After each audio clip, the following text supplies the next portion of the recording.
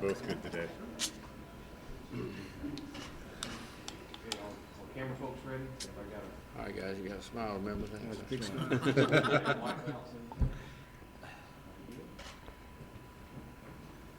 We welcome everyone here for today's news conference to announce UK's new multimedia rights contract.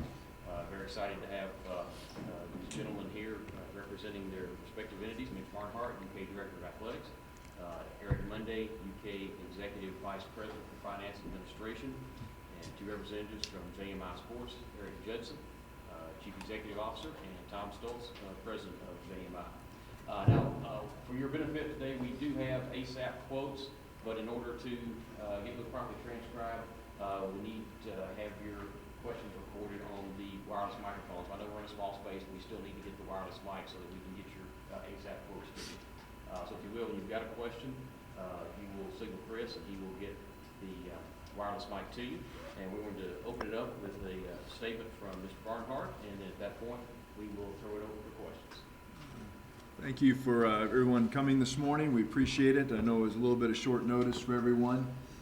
We appreciate you making time in your schedule to be with us today. Just a brief history about how we sort of got here. Obviously, we're beginning the 13th year of our administration at Kentucky. We came in 2002, and in 2004, we had a request for proposal out for our multimedia rights agreement, and that was awarded to Host and Gray Communications in 2004, and that term was a 7-year term with a possible 3-year extension, which we opted to extend in 3 years ago with IMG College at that time, who bought Host Communications. At the end of that agreement, which is, we are in the last year of that agreement, it is no longer, we cannot extend it anymore, so we went back and created another RFP and went back out to the marketplace and went through the process through our UK procurement people and our committee, and I wanted to thank them for what they've done. The committee worked extremely hard. It's been going since January, and so many of them are in the room, and I want to thank them for that. Jason Sloffer on our staff did a great job of sort of shepherding this process and and these things are difficult. They are a lot of pieces and moving parts to it, and the landscape continuing to change. He has done a marvelous job with that. I'd also like to thank, from the university's perspective, Bill Harris. Bill, thank you for your efforts. And James Frazier and Naomi Emmons, thank you, Naomi, for everything. I know that these things, again, are very difficult to work your way through all that, and we thank you guys for all your time and energy in putting this together. The process and the goals for us, there's several things that we want to make sure that we achieve out of these things. First and foremost, we want to have a network that our fans can absolutely stay in contact with the University of Kentucky athletic teams, the successes that we have, the things that we're doing. We want our young people to have the greatest exposure that they can possibly have as they participate at the highest level in the most difficult conference in America. And that's really, really important to us. So that was one of our goals, is to make sure that our fan base and the Big Blue Nation is taken care of. Two, we wanted to address some of our capital needs. There was some things that we still have left on our plate that we started 12 years ago. The transformation of our athletic facilities has been a huge, huge piece for us. If you look around this campus, and Dr. Capilouto has done a wonderful job of helping transform our campus with regards to residential life and some of the other buildings on campus. We are part of that process, and we're excited about that. But there's a lot left to do, and there's some things that we wanted to address, and this gave us some ability to look at those pieces. Obviously, we want to make sure that we continue to be self-sustaining. That's important as we look to the future of college athletics and making sure that we sustain ourselves and we continue to be a friend and a partner to the university. We have enjoyed that. We've enjoyed helping where we can help, and so that is a very important part of that. And as a piece of that, one of the things we wanted to do was see, are there opportunities to work with the university for campus rights? For us to have the opportunity to use sponsorship opportunities, is there that window with regards to other areas on campus that might not be athletic facilities. And so we put that in the RFP, and that doesn't mean that we will. It doesn't mean that we won't. And that's a university decision at a much higher level than mine. But we wanted to make sure that we thought about that globally rather than just individually. So we wanted to make sure that we were not in competition, but rather in coordination with the university. And we're excited that that was a part of this process as well. When we came 12 years ago, one of the things we talked about was resources and expectations. If we had proper resources, what were the expectations for our programs? Could we be better than who we were? Would we be able to grow our programs and give our opportunities for our student athletes to be competitive in the most difficult league in America and nationally? Could we do that? And as we experienced one of the best years that we've had in the history of UK sports this year, and many of our coaches are here in the room, we've had an opportunity to watch teams compete at an extremely high level, on a national level. We've watched them compete in the classroom with the best GPA in the history of our program. We've watched them graduate. We've been partners to the university in a lot of ways. So arguably, yes or no, I don't know. It's for everyone else to decide. But it's been a really, really fun year for a lot of our teams. And that has come out of the ability for us to give our coaches resources and facilities. And we're not done yet. We've got more that we want to do. And so we want to continue to reach towards those goals. And as we do that, you got to have partners. You have to have people that you want to work with. And so we go through the process. We start in January and we get to a spot. And it's like running a race. It's getting to a game. Sometimes the race goes fairly smoothly and it's real easy early on. You get to the finish line and they get hard. These things get difficult. And you got to have somebody committed to the process. And so your university staff is committed to that. And from your partner's side, you must be committed to that. And we're very, very fortunate and very, very happy today that we've got some folks that are no strangers to the world of sports and absolutely are at the top of the line in terms of friendships to different places in the world of sports. Eric Judson is the CEO of JMI Sports, and he joins me today with Tom Stoltz, who is the president of JMI Sports. And their history in the sports world is no accident, no mystery. The owner of JMI Sports is John Morse, and John was the owner of the San Diego Padres. He was a regent in the University of Houston system. He was chairman of the University of California Board of Regents, so he's very familiar with higher education and its impact and how it can be impacted in so many unique and cool ways through the world of sport. Eric is a former professional baseball player and worked very closely with the San Diego Padres organization. Has obviously done a lot in the world of facilities and sponsorships and all those things, not new to any of this. And so we're very, very thankful that he brings an unbelievable 17 years of expertise and the things that he has done in the world of sports beyond his playing days. And then Tom clearly has been a very close friend of this university for a long time as just a little bit of a Big Blue fan. So we know that we got a little bit of blue in here. And that's a really cool deal for us. And we're so excited that he is back with us and working with us through JMI in the partnership that we've created here today. I'd like to thank John for his investing in the University of Kentucky in such a unique way. And I'm looking forward to having him here on our campus and having a chance to show him around a little bit to that end. But this agreement spans 15 years. Many of you have got the details of it in front of you.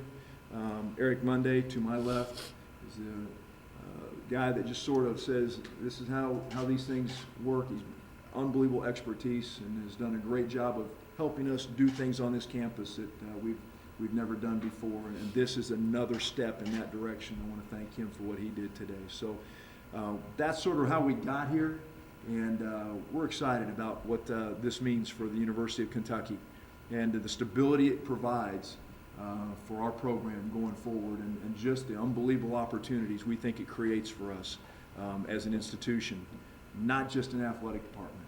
And so with that, I'll sort of stop and we can begin to take some questions, if that's okay with you guys. That's great. Is that fair? Terrific, yeah. All right, and so if you've got a question, feel free to raise your hand, and Chris will get you a mic, and we'll go from there.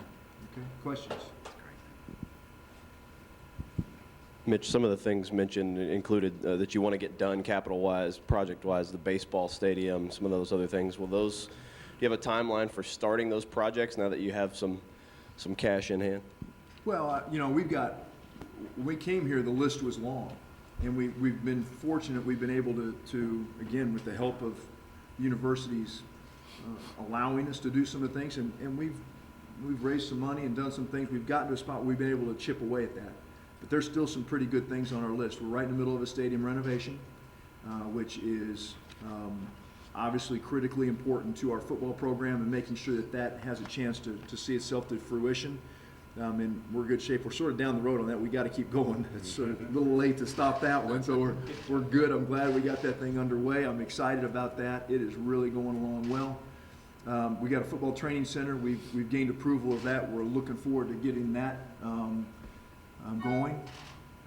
Clearly, we've got a baseball stadium. We want to get that as a partnership to the university. Again, there's an area of campus that we're trying to free up for them, and we want to move the baseball stadium over on Alumni Drive, and we'll have a really neat complex as you come in here with softball, soccer, baseball coming over the hill with our football training center and a new stadium. We think it'll be an unbelievable entree to the university. We're really excited about that.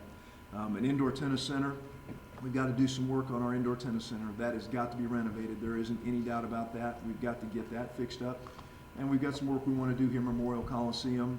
And then there's, you know, obviously maintenance and repair work that you continue to do on your facilities at all times. But we've made a lot of progress. I think we've done a couple $250 million worth of construction in some way, shape, or form. It's closer to $300 million when you include the football stadium. The university's got over $1 billion of construction going on right now on campus when you look at all the dorms and the residential life. So it's an exciting time on our campus. But we've got a lot of things. What we'll do is we'll sit down and assess that and figure out what the best next right thing to do is, the best step, and how quickly we can move forward. And we've got to work through all the processes of the university and the state regulations. But lots on our plate. This is for Eric, and I'm sure Tom can chime in as well, but JMI getting involved in this kind of venture for the very first time. Why was Kentucky the target in this particular? I know this guy here had a little bit to do with that, but why was it such a viable target? Well, we've been, as Mitch says, we've been in this industry for a long time, and our history is professional sports. You know, John owned the Padres for many years, and I think was considered one of the real important leaders of baseball for a long time. But as we started JMI Sports, based on really development of Petco Park, which was a great experience that revitalized the part of downtown San Diego, we realized that the college space was really where the opportunities lied. In thinking about that, and we've worked on some capital projects, the multimedia rights space was very attractive to us. And I was able to coerce Tom to join our company 2.5 years ago with really the multimedia rights as the key component of that hire. Now, when you start thinking about entering that business and really thriving that business, you're looking for great partners and a flagship partner. So we're very pleased today, and we thank Mitch and the president and Eric and the rest of their team for giving us the opportunity to, for the first time, JMI Sports to be multimedia rights partner, but having Tom Stultz with decades of experience in this and true blue blood and a love for Kentucky, but more importantly, an understanding of the space, an understanding of the marketplace. We felt it was the ideal opportunity, and we pursued it very aggressively. It was a very rigid process, to be sure, but one that we knew that we had to, put our best foot forward and then some to make it work. So by having Tom as our key employee on this, and I'm proud to have him as our president of the company, John and I felt that it was a great opportunity, and one that we felt having Kentucky as a flagship would be a great opportunity for us to then continue to grow the business along those lines. Dick, the only thing I would add to it is it really helps to know a property when you're bidding and committing $210 million to it. So, I don't think I know any property that we had at Host Communications when I was running it that any better than this property, and the talent and all the radio affiliates and the sponsors. So we know how solid it is, and we felt like it was and just positioned very well for a lot of new innovation and growth, but it was already doing really, really well compared to other multimedia rights programs across the country. Hi guys. What exactly are campus rights, and why is it important to sort of mesh, why was it important to you guys to sort of mesh campus rights with athletics rights? So when we talk about campus rights, we're looking at the non-athletic side. And so looking at opportunities to expand on relationships with existing partners that we may have in the athletic enterprise, but new partners. It could be everything from digital signage opportunities on the campus and wayfinding like another institution's doing. It could be access to students. It could be internships. It could be employment opportunities, guest speakers that we bring to the campus. So looking at the full extent of how we build stronger relationships with corporate partners, not just on the athletic side, but the institutional side as well. And why was it important to keep those two together for you guys? Well, it's important that we're working together on both sides, that we're not providing opportunities maybe on the university side that we're not on athletics. I think there's a way to grow the whole rather than and look at how we can expand on existing relationships as well.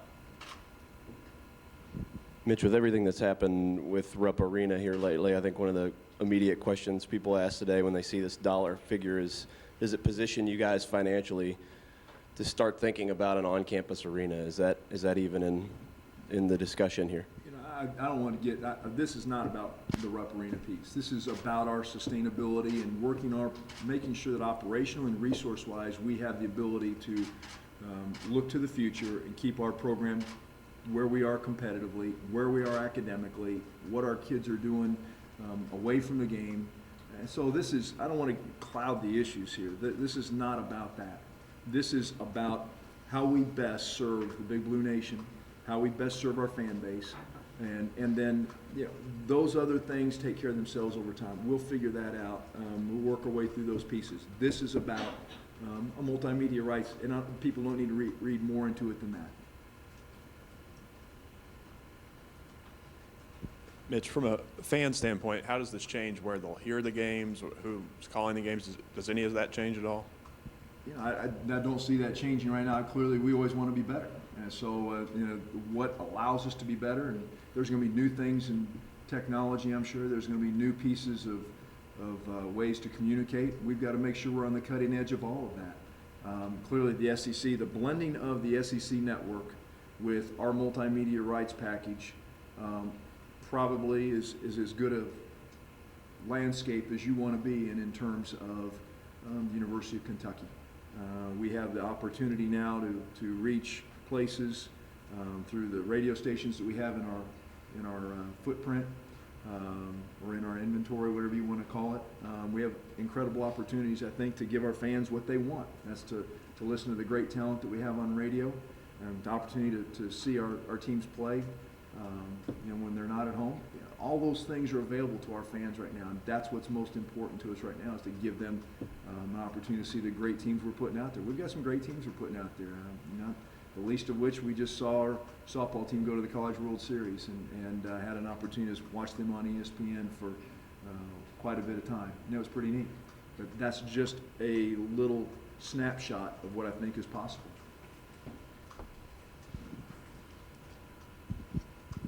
Mitch, can you explain how much the coaches' endorsements will change with this? I mean, what does it open up for all your coaches besides basketball and football? I think what happens is this is a long-standing sort of make sure that all your endorsements and all the people that want to be a part of your program are centralized in one spot. And so I don't know that much changes for us. The process will still be very similar to what we've had. In the early days of multimedia rights agreements and these kinds of things, part of these were born out of coaches were going out and doing their own deals, and the universities were trying to figure out how to catch up. And so it changed about 25, 30 years ago, and it's sort of got to a spot where it is centralized in one spot. And this is how we sort of run our program. The good news is that over time, as our budgets have grown, there's been less dependency on these kind of multimedia contracts in terms of the percentage of the budgets. Having said that, this is still absolutely paramount that we have these kind of things in place to protect the greater good of what we're trying to be about and the stability of our program going forward. It gives us the great foundation that we need and helps us be able to continue to move our program the right way.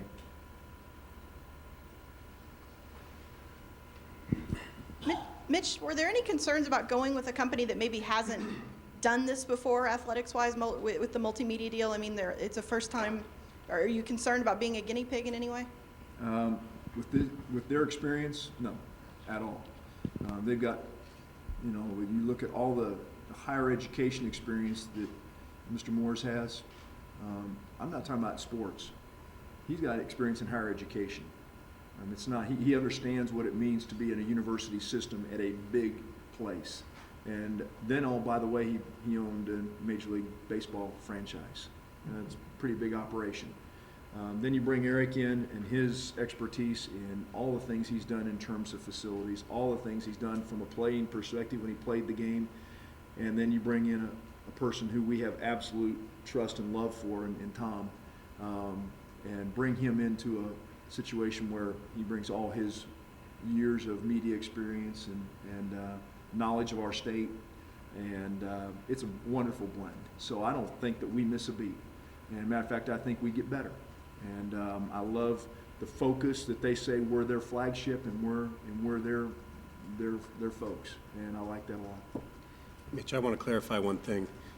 I didn't play very well. I mean, I've heard a couple times I played baseball. That's got to be eliminated from my resume, by the way. But just a quick follow-up on that. We pursued Tom Stultz for this type of opportunity. John, as I said earlier, was an amazing baseball owner and is still very involved in professional sports. And as Mitch says, we've got a long history with higher ed as well. We've built big projects, but Tom and I, for the last 2.5 years now, have been running around this country analyzing new ways to improve the business, in fact. We come, I think, with a fresh perspective, but a fresh perspective that's been really built on a foundation of many years of experience with Tom at Host Communications and IMG College previously. So I think our experience is more than enough of a foundation, but I think actually our perspective is what is going to grow the business. And the approach we are going to take is to have a flagship in Kentucky that we're going to give tremendous amount of focus to. Okay, our organization takes this very seriously, and I think the financial contribution certainly speaks to that. But Tom and I are personally going to be involved in this property every day. Our greatest expectation is that this partnership with great people and great partners is going to flourish. We are talking about a single focus now. I'm not telling you that we're not pursuing other deals, but as we do pursue other deals, we're looking for just a handful of select universities to be our partners, because we think we can do that very well. And that's our intent, and Kentucky just happens to be the first, and it happens to be the first that Tom has previously run. So I think we're more than equipped to do an excellent job here. Mitch, if you have one of these press conferences and starting in 2015, will any of us be sitting in here? I see in some of the literature wanting to get back some of the audience from bloggers and media types, and the idea of running your own TV and radio stations. How do you view that piece of this? Help me understand. I'm not quite sure I understand. It sounds like you guys are sort of, the intent is to sort of start your own media network. Are you trying to get a job? I'm just curious. We're not trying to reinvent. We want to make sure that we're on the cutting edge of what's going on, And I don't think that we're the ones have ever gone out and said this is the way it's got to be. It's. I think the landscape always changes, and we've seen that. And I've been this is starting my 17th or 18th year being an AD, and I can remember, back when I first started, none of this was going on. Now, I know we find that hard to believe, but in 1998, my first AD job, there was no internet. It was just getting started.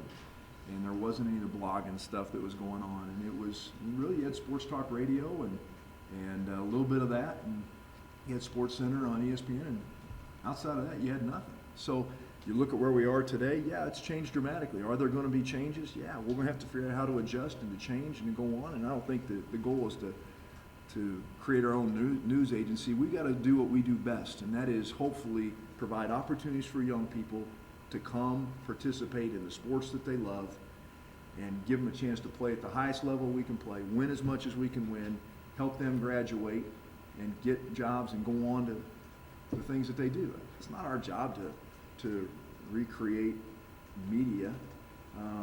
That's a piece of it. I mean, we've got to figure out how to manage all that and work with you all and do the best we can do. But that's not our primary purpose. I know that shocks you. Mitch, under this deal, do you foresee the possibility of naming rights for facilities with corporate partners? Yeah, I think that those are things we're gonna have to look at. Again, changing landscape, John. I don't think that's new to the world, and that's part of this.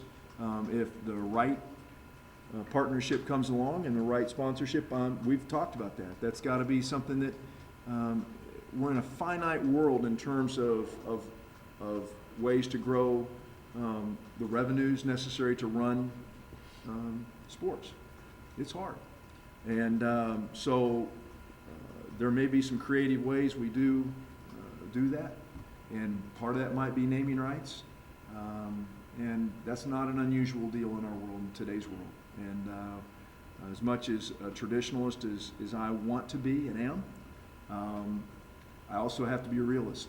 And you have to think, okay, what is in the best interest of this athletic department and this university, and can it absolutely give us the best chance to keep doing, and at the end game, for us, keep our programs moving in the direction we've got them going. This is a 100-page deal, a lot of ins and outs to it. The basic fan wants to know, how will this affect my experience? And so I'm wondering, just from your perspective, nuts and bolts, how will things change for the fans? Now, I think that there's, I would defer to Tom and Derek and say, I know they've got some ideas. Eventually, I'm not saying today, don't put them on the spot today and say, we're going to have some things that we hopefully will continue to grow it. I mean, there's, things we've heard that we started the Big Blue Initiative, the fans first kind of thing. We wanted to hear what we've got 1,500 emails from people and all these ideas, and we sort of categorized them in spots and said, what is important to you? Well, I mean, things pop up and things we can address in this agreement. Wi-Fi in the stadium, big deal. That's a big deal. All right, so how do we address that? How do we address that on our campus? Is that a campus issue? I don't know. Those are things that I think that we have a chance to talk about and address. What does it look like to have video feeds in different parts of our stadium that maybe aren't available now? What are we doing with restrooms and concessions? And how do you maybe dovetail that into some of the things that these guys bring that expertise to us? There's all sorts of things that you can talk about. So the basic premise on any of these things is making sure your broadcast is out there and you've got the voice of the Big Blue Nation, up and down the coast at night when we have a chance to gather all our listeners. Making sure that when our games are broadcast, everybody's got a chance to hear the voices of Tom and Neil and all those guys that do a great job of calling our games for us. That's first and foremost. Then all these other things, then we get to, that's where the creativity and the play and the fun happens, and hopefully, I think that's what these guys bring to the table. If I might add, when we bid on these rights in 2004 at Host Communications, a large part of it was the local television package, and that's gone now because of the SEC network. During that time, the way fans gather and access information has changed. And what we tried to do with our proposal was to be as creative as possible, to throw out a lot of new ideas that we can work with our partners and to find ways to engage the fans, to make their experience better, to enhance it, and to tighten the relationship between the university and those fans, and the university and its sponsors, and the sponsors and its fans.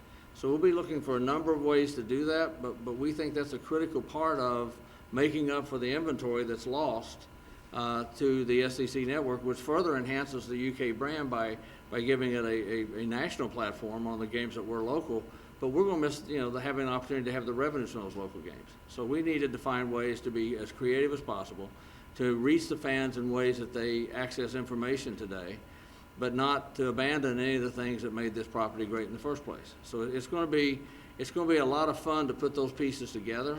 My background before running Host was newspapers, and we struggled with that a lot.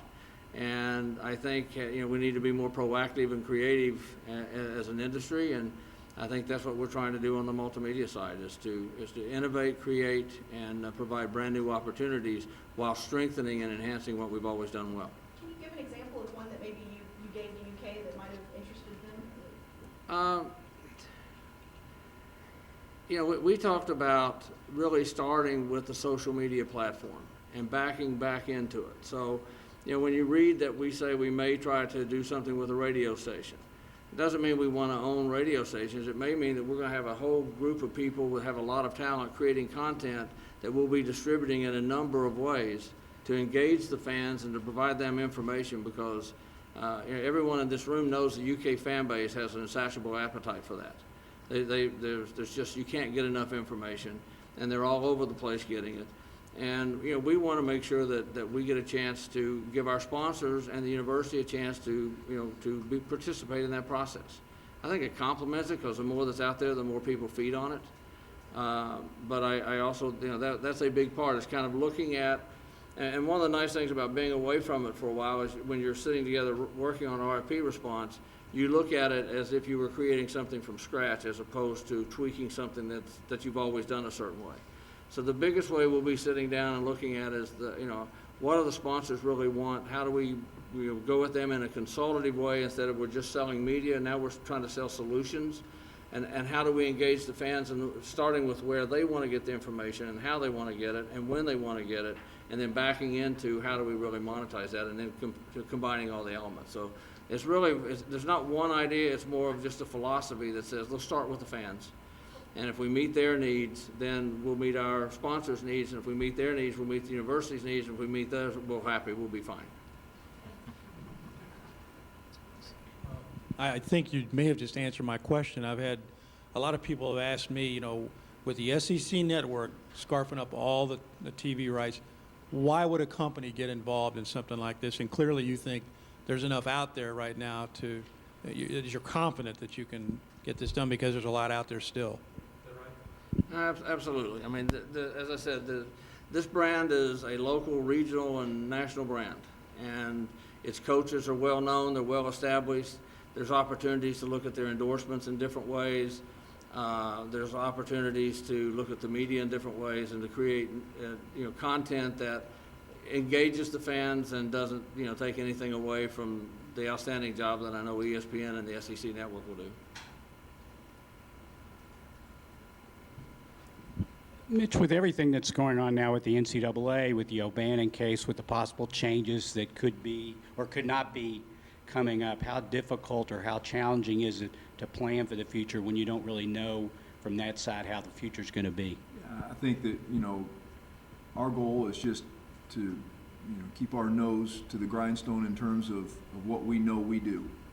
There's decisions that are being made in different spots, whether that's the legal system or the NCAA system, that we'll have to adjust and adapt to. It is again, the landscape changes for us in everything, whether it's media, whether it's governance, whether it's that piece. It changes all the time. And so it's the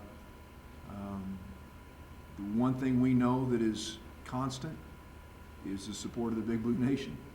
We know that that's constant. We know that we have got to make sure that we service that well.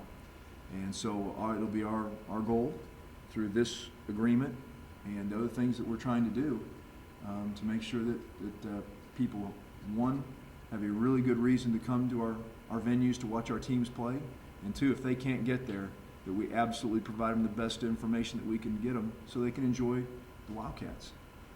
The rest of that, John, we'll have to adjust and go as we gain information, but I don't think there's anybody that has a crystal ball on that. I would love to talk to them. It'd be great. For Eric Judson or Tom, can you compare what this agreement is compared to some of your other clients? I mean, how much more you expand on this compared to some of the other clients that are listed on the release?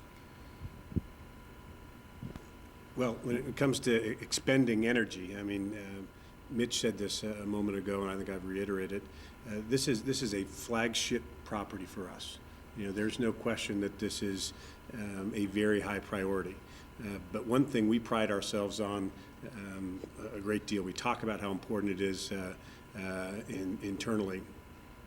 We want every client, whether it's a $15,000 consulting agreement or a $210 million guarantee, we want them to feel as though they're getting excellent service. So the order of magnitude is different, but as I said a moment ago, the hands-on participation from myself, John's engagement, who I have been with now for 18 years and know what his commitment is, and then Tom's experience in actually running this property and day-to-day involvement, I think will be making our partners very proud of the relationship they've decided to enter into with us. So we'll give it every bit of attention that we need to, but at the same time, we've got other partners that we need to support as well. And we commit to them that we'll treat them the same way. From a point of reference, 10 years ago, the $80 million deal for 10 years was 7 plus 3, but we always counted it as 10, and Mitch counted as 7 plus 3 because we had to earn we had to earn the last 3. But that $80 million deal was the largest ever done at that time, and everybody in the country said it was going to bankrupt us. And it actually made Host Communications. It revitalized it. Didn't make it. Jim made the company, but it revitalized the company by holding on to it and by growing it. And that agreement has held up as still one of the top 5 in the country, even though it's 10 years removed. It was that strong. This one comes out and it's a top 2 or 3.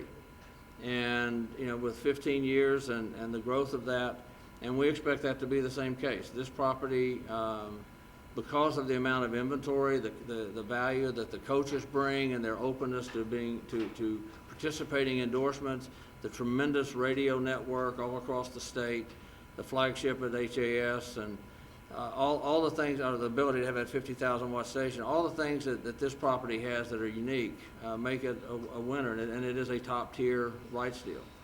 And we just have to make sure that it works out as well as the other one did. Mitch, you sort of answered this generally, but more specifically, as we seem to be hurtling towards athletes getting a bigger piece of the pie or some sort of something else, do you have, with a deal like this, do you have to almost earmark in the back of your mind to plan for having to have some more money come out of the budget for something like that down the road? Let's start by saying I want what's best for our student athletes. And that's first and foremost. We've never not wanted that. We've always said that is a very important piece of the equation for us. And others will define what that looks like for us, and we will respond to that accordingly. But I think we've always taken pride here that we have treated our student athletes well, and done whatever we can do within the rules to make sure that their experience was full, and that they had, again, all we could do within the rules. If those rules change, then we will adjust.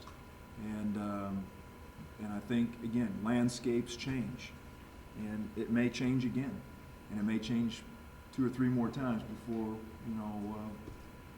I get out of this and go off and do something else. But we'll adjust, and we'll figure that out. But the eye for us is always got to be on what gives us the best opportunity for our student athletes to compete and go to school. Because without them, we don't have a department, and the media rights that we have here are, they're just, there's no one to broadcast for. And no one enjoys listening to the games if we don't do a good job of taking care of our student athletes. A few more, anyone else? This is a ridiculous question in this way, but do you have a timeline for the timeline of when you want to figure out where the money goes, what facilities are most important? Do you have a place, kind of something in your mind that's, There's lots of people in this room that have a timeline.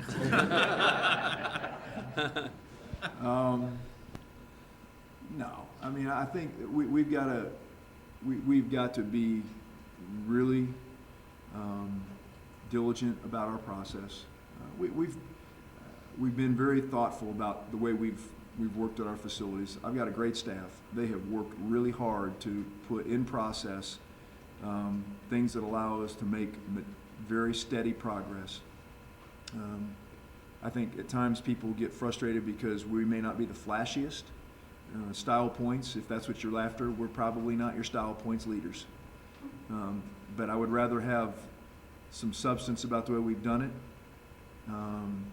have a solid foundation, and built to last. And I think we've done that. And I don't think our philosophy will change. The guy to my left has been a wonderful advocate for athletics. He's been other places where he has seen blueprints work different ways. He brings that expertise to us. We have certain needs and things we want to get done. Our coaches anticipate that we will continue to grow our program. Our athletes want to continue to grow our program. We want to continue to grow our program. But we've got to do it at the right pace. And so we'll take our time. We'll be thoughtful in those decisions. But I think anybody that knows me knows in the back of my mind I got something I'm thinking about. It's so far back there. I had one more. Okay, last one, Jim. All of your major coaching contracts call for multimedia deals. They're parts of that. Are you going to have to rework contracts with the new deal, or how does that work? I'm not. We're good. Unless you want to do something. No, we're good. All right, folks, thank you very much. Appreciate everyone coming out. Thank you very much. Appreciate you. Short notice.